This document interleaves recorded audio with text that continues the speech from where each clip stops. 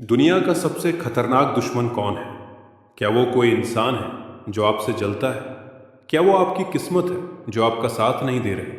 नहीं। शास्त्र कहते हैं कि आपका सबसे बड़ा दुश्मन आपके भीतर बैठा है, और वो है आपका अपना मन। सोचिए, आप सुबह जल्दी उठना चाहते हैं, पर कोई है जो आपको उठने नहीं देता। आप जंक फूड छोड़ना चाहते हैं, पर कोई है जो आपको खाने पर मजबूर करता है।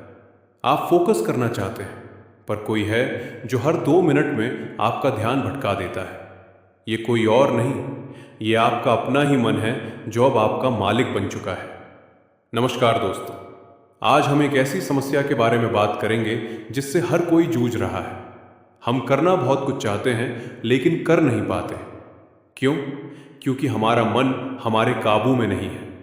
आज हम जानेंगे कि भगवत गीता इस अनकंट्रोल्ड माइंड के बारे में क्या कहती है, और श्री कृष्ण ने अर्जुन को वो कौन सा सीक्रेट बताया था जिससे आप अपने दिमाग के राजा बन सकते हैं। हमें लगता है कि मन को कंट्रोल ना कर पाना सिर्फ हमारी प्रॉब्लम है।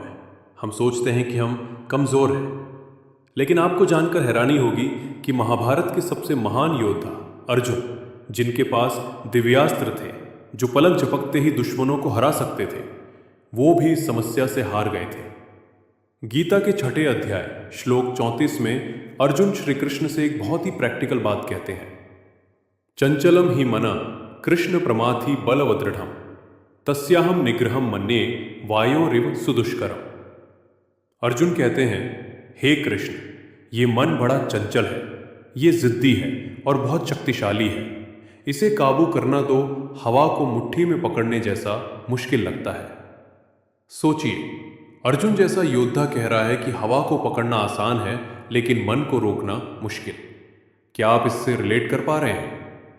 जब आप पढ़ने बैठते हैं तो मन हवा की तरह उड़कर कभी दोस्तों के पास, कभी सोशल मीडिया पर, तो कभी फ्यूचर की चिंताओं में चला जाता है। तो सवाल ये है, क्या मन हमारा दुश्मन है? श्री कृष्ण इसका बहुत ही खूबसूरत जवाब देते हैं। छठे अध्याय के 5वें श्लोक में वो कहते हैं, उद्धरेदात्मनात्मानम नात्मान अमसादयेत। कृष्ण कहते हैं, इंसान को चाहिए कि वो अपने मन के द्वारा अपना उद्धार करे, खुद को नीचे ना गिराए। क्यों? कृष्ण कहते हैं, जिसने अपने मन को जीत लिया है उसके लिए मन सबसे अच्छा दोस्त है, लेकिन जो मन को नहीं जीत पाया उसके लिए उसका ही मन उसका सबसे बड़ा शत्रु है। इसे एक उदाहरण से समझते हैं। मान लीजिए आपके पास एक घोड़ा है।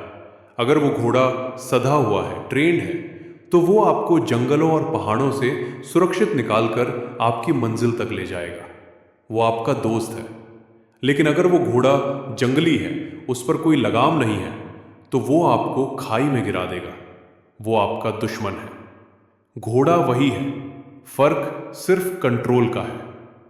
आज आपका मन आपको खाई में गिरा रहा है। आलस की खाई, डिप्रेशन की खाई, टाइम वेस्ट करने की खाई, क्योंकि उस पर लगाम नहीं है। तो अब सबसे बड़ा सवाल, इस जंगली घोड़े को, इस चंचल मन को कंट्रोल कैसे करें? क्या कोई जादुई मंत्र है? अर्जुन ने भी यही पूछा था, और कृष्ण ने जो जवाब दिया वो आज की मॉडर्न साइकोलॉजी का बेस है। श्लोक 33 में भगवान कहते हैं, असंचयम महाबाहो मनो दुर्निग्रहम चलम अभ्यासेन तु कौन्तेय वैराग्येन च गृह्यते। कृष्ण 2 शब्द देते हैं, पहला अभ्यास, प्रैक्टिस, और दूसरा वैराग्य, डिटैचमेंट। आइए पहले अभ्यास को समझते हैं। कृष्ण मान रहे हैं कि मन भागेगा। वो ये नहीं कह रहे कि मन को एक बार में रोक लो, वो कह रहे हैं उसे वापस लाओ। जब आप मेडिटेशन करने बैठते हैं या पढ़ने बैठते हैं, मन भागता है, आप उसे पकड़कर वापस लाते हैं। वो फिर भागता है, आप फिर वापस लाते हैं। इस बार बार वापस लाने की प्रोसेस को ही अभ्यास कहते हैं। आजकल हम क्या करते हैं, हम 5 मिनट कॉन्सेंट्रेट नहीं कर पाते तो हम गिव अप कर देते हैं कि मुझसे नहीं होगा। कृष्ण कह रहे हैं, लड़ते रहो, मन को बार बार खींच कर लाओ। ये एक मसल की तरह है जो धीरे धीरे मजबूत होगी। दूसरा शब्द है वैराग्य। सुनने में ये शब्द बहुत भारी लगता है, जैसे सब कुछ छोड़कर जंगल जाना पड़ेगा। नहीं, वैराग्य का मतलब है गैर जरूरी चीजों को ना कहने की ताकत।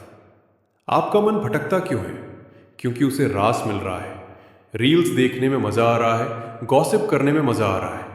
उन चीज़ों से खुद को डिटैच करना, ये समझना कि ये मज़ा टेम्परेरी है और ये मुझे बर्बाद कर रहा है, यही वैराग्य है। गीता के इस ज्ञान को हम अपनी डेली लाइफ में कैसे यूज़ करें, इसके लिए हम 2 प्रैक्टिकल स्टेप्स उठा सकते हैं। पहला है विटनेस मोड, साक्षी भाव। जब आपको गुस्सा आए या जब आप डिस्ट्रैक्ट हो तो रिएक्ट मत करो, बस देखो। खुद से कहो, अरे मेरा मन गुस्सा हो रहा है, मैं नहीं। अपने मन को एक तीसरे इंसान की तरह देखो। जैसे ही आप अपने मन को ऑब्जर्व करना शुरू करते हैं, उसकी ताकत कम होने लगती है। दूसरा है स्टार्ट स्मॉल, छोटा अभ्यास। कल से ही 10 घंटे पढ़ने का टारगेट मत बनाओ, मन बागी हो जाएगा। सिर्फ 15 मिनट का फोकस टाइम रखो। खुद से कहो, अगले 15 मिनट मैं दुनिया की हर चीज से वैराग्य ले लूंगा। धीरे धीरे इस अभ्यास को बढ़ाओ। दोस्तों, ये लड़ाई बाहर नहीं, अंदर है। जो अपने मन से हार गया, उसे दुनिया की कोई ताकत नहीं जिता सकती। और जिसने अपने मन को जीत लिया, उसे दुनिया की कोई ताकत नहीं हरा सकती। कृष्ण का रास्ता साफ है, भागो मत,